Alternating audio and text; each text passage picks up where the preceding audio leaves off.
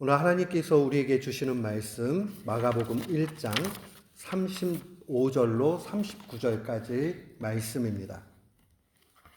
마가복음 1장 35절로 39절 말씀.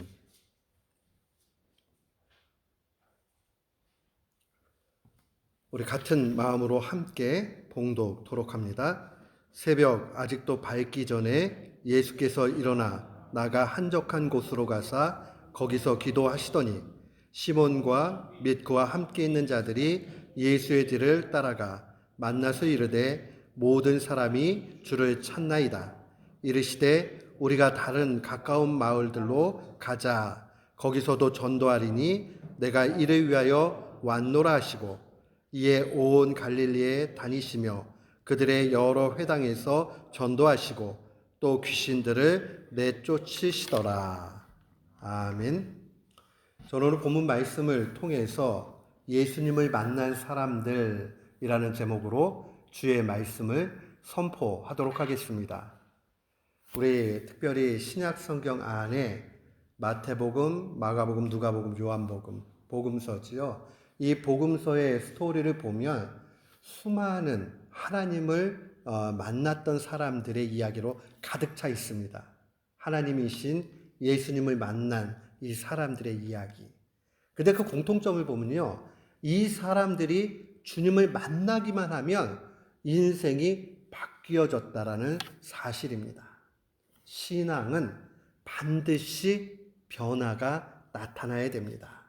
새로운 삶의 시작이 돼야 됩니다.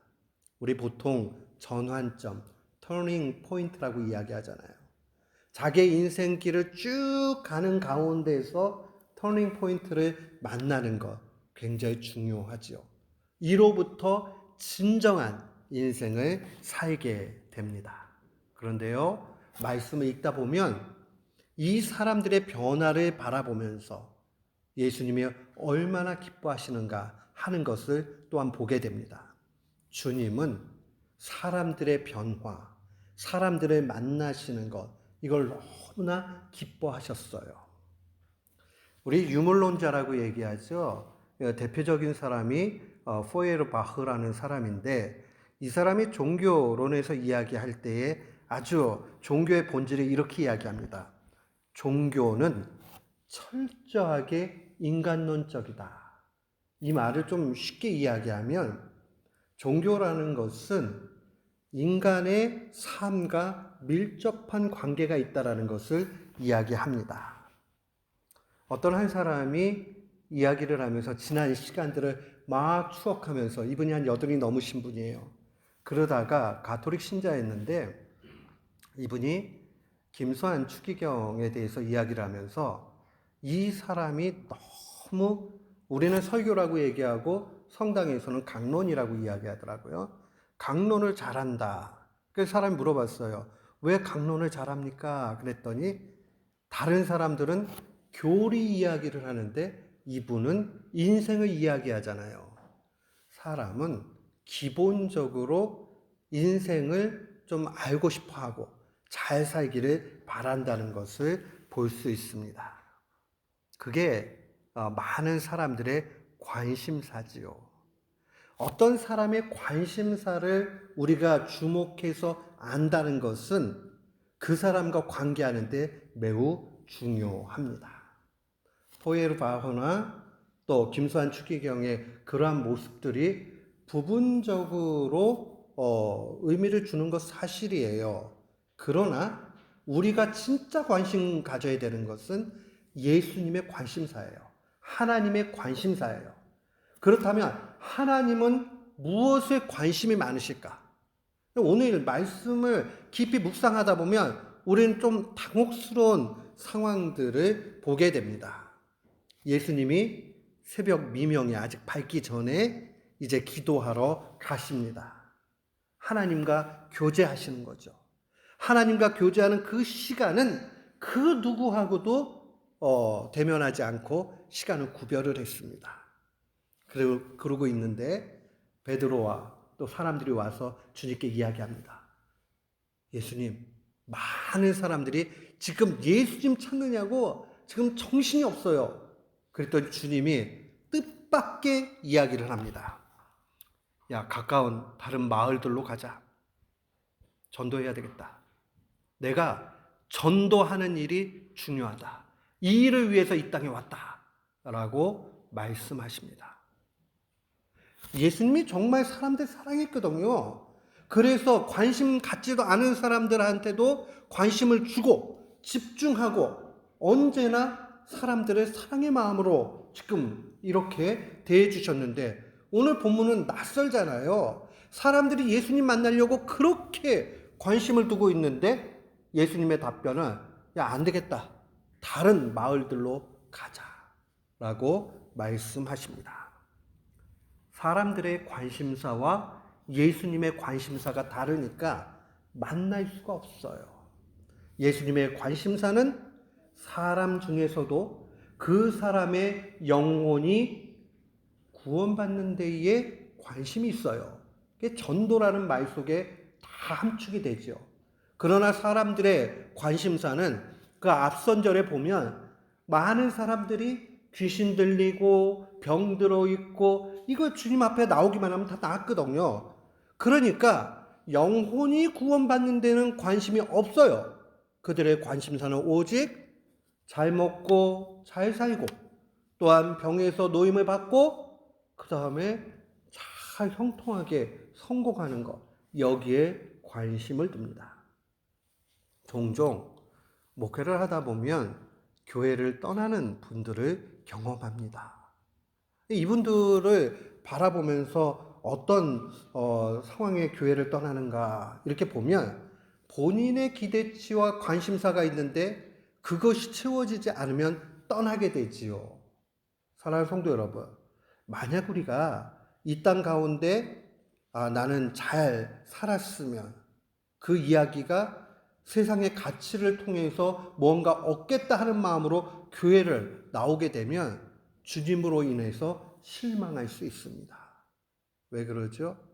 주님은 우리에게 이 땅 가운데 철저하게 손해보고 포기하고 하늘을 바라보며 살라라고 말씀하시기 때문에 그러합니다. 그러면 이 땅의 삶에 신자는 비참하게 사는가? 그게 아니죠. 우리가 진짜 비참한 이유는 하늘을 바라보지 않고 땅만 집중해가지고 살아가니까 문제가 된 거예요. 아까 전에 이 유물론자라고 얘기했던 포에르바하가 문제가 무엇이냐? 이 사람은 정신적인 모든 것을 물질로 바꿔버립니다. 천상의 것을 땅의 것으로 철저하게 바꿔버립니다. 하나님의 것을 인간의 것으로 바꿔버립니다. 다 바뀌니까 어떤 문제가 생겨요? 눈에 보이는 것만 남게 되죠. 보이지 않는 정신이라든가 하늘의 것이라든가 하나님의 것이라든가 이 모든 건 필요 없는 게 돼요.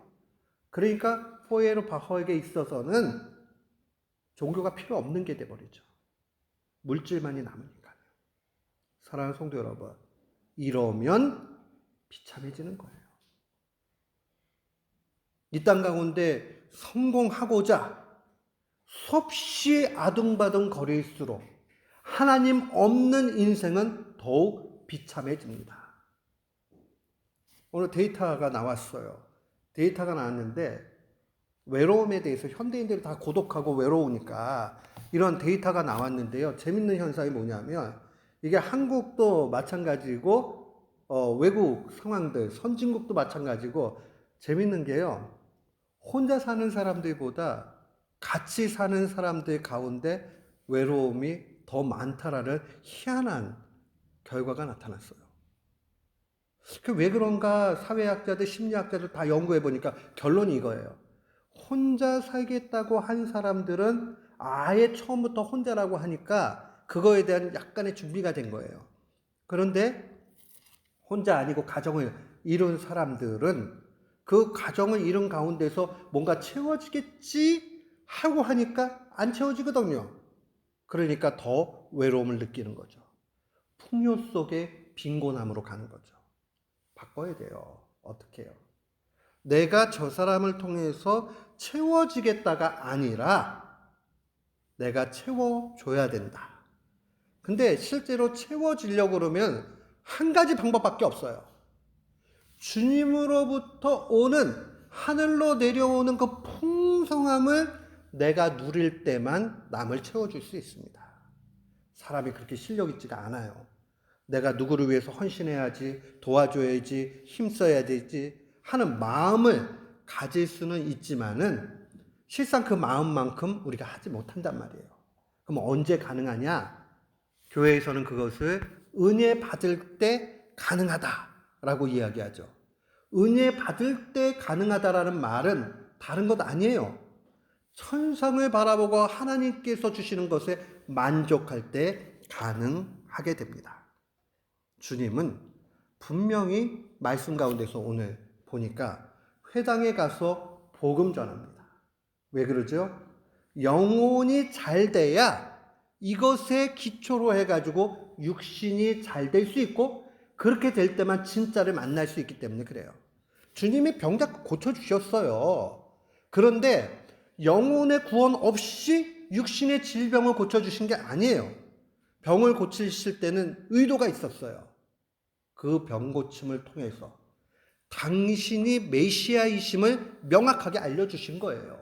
그 목적이지 사람들로 하여금 세상에 가치를 얻어서 잘 되라, 요 차원이 아니었다라고요. 우리는 분명히 기억해야 됩니다.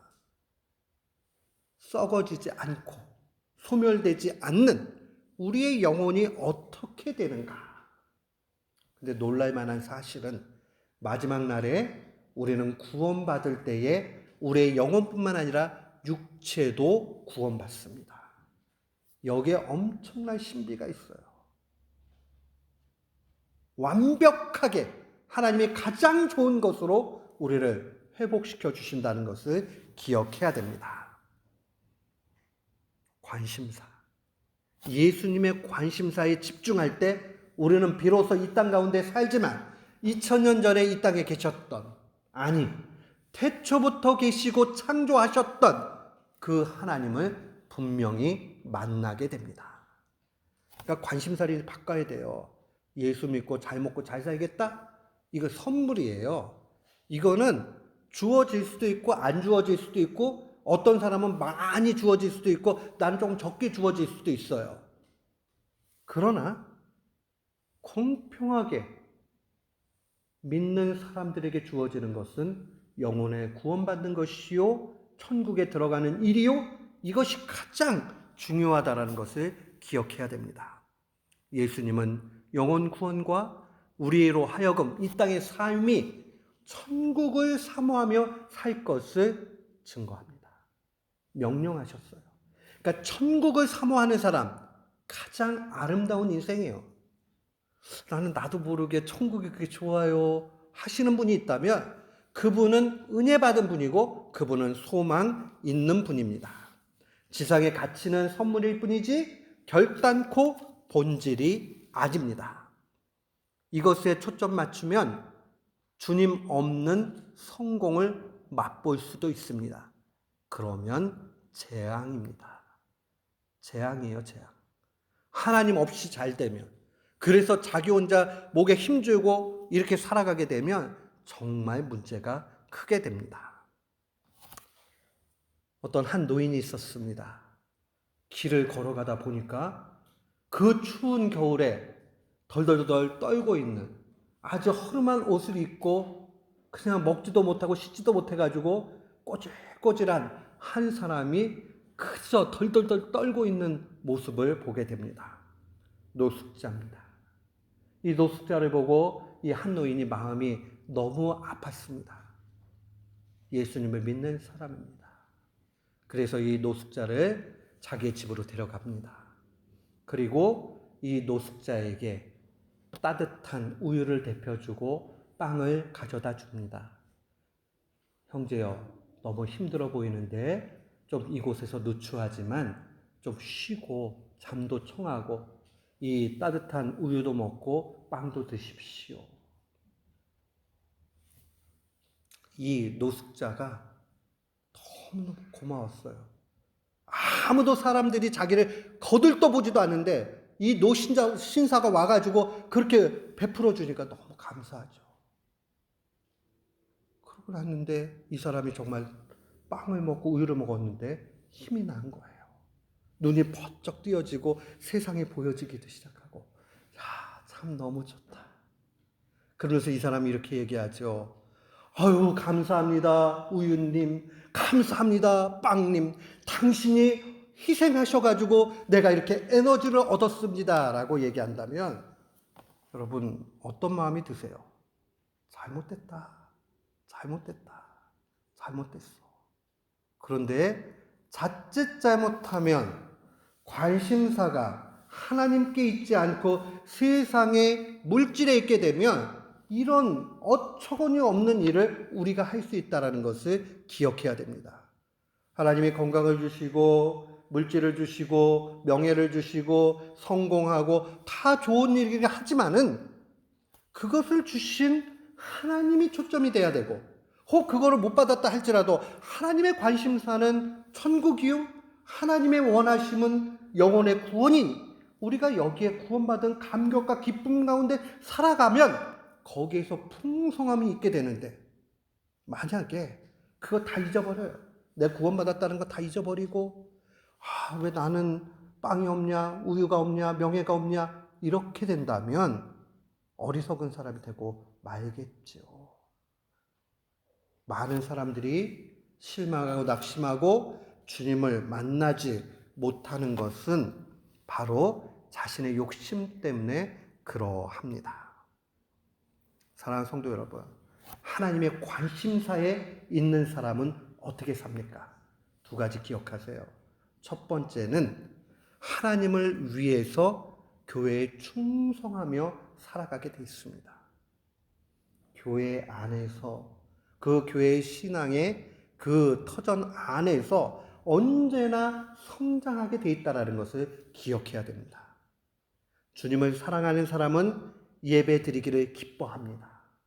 하나님과 동행하는 것을 정말 자기 인생의 가장 값진 일로 그렇게 두게 됩니다. 예배 드림은 특권이에요. 신자에게 주시는 은혜 중에 최고의 은혜가 예배 드리는 거예요. 우리가 이렇게 로컬 처치로 예배 드리지만은 우리의 영혼은 성령님이 이끌어져서 저 천상의 예배 가운데로 인도해 가십니다. 그러니까요, 우리는 이 땅에 발붙이고 살지만 예배 드리면서 천상을 맛보며 사는 사람들이에요. 그 하늘의 기쁨을 미리 맛보며 사는 사람이라는 것을 분명히 기억해야 됩니다. 두 번째는 이웃을 위해서 자신을 희생하며 살아갑니다. 첫 번째 것 없이 희생하고 살아가게 되면 세상 사람들이 칭찬합니다. 그러나 하나님과는 아무 관련은 없습니다. 마지막 날에 그것이 아무런 일이 되지 않아요. 그러나 우리가 천국을 바라보고 구원받은 기쁨 가운데 살면서 예배를 통해서 하나님 앞에 사랑을 고백하면서 우리가 이 땅 가운데 받은 은혜 때문에 또 남들을 잘 사랑하고 섬기게 된다면 주님은 그 두 번째 이웃을 사랑한 걸 바라보고 너 잘했다 칭찬하시고 은혜를 나뉘어 주십니다. 여기에 큰 기쁨과 보람과 감사가 있습니다. 사랑하는 성도 여러분, 올해 2023년도는 우리가 추수감사 주일에 헌금을 가지고 헌금, 그 선교 헌금과 구제 헌금으로 사용합니다. 선교 헌금은 선교사님들을 위해서 복음 전하는 분들을 위해서 사용하는 것이고, 구제 헌금은 연약함 중에 있는 이웃들을 살펴보고 또 섬깁니다. 여러분, 주님께서 우리가 하나님 사랑하고 또 하나님의 관심사에 집중하는 모습을 보여줄 때에 기뻐하실 것입니다. 헌금도요, 미리 기도를 열심히 하고 드리는 헌금과 그냥 드리는 헌금은 달라요. 여러분들 미리 준비하시고 하나님 앞에 감사하면서 주의 영광을 드러내는 우리 교우들이 되기를 주의 이름으로 축원합니다. 하나님을 만났던 수많은 사람들, 그 사람들은 주님을 집중했던 사람이고 그 관심사에 자신의 인생을 맞췄던 사람들입니다. 우리도 그 사실을 기억하고 주님께만 집중하며 살아가는 귀한 교우들 되시기를 주의 이름으로 축원합니다. 아멘.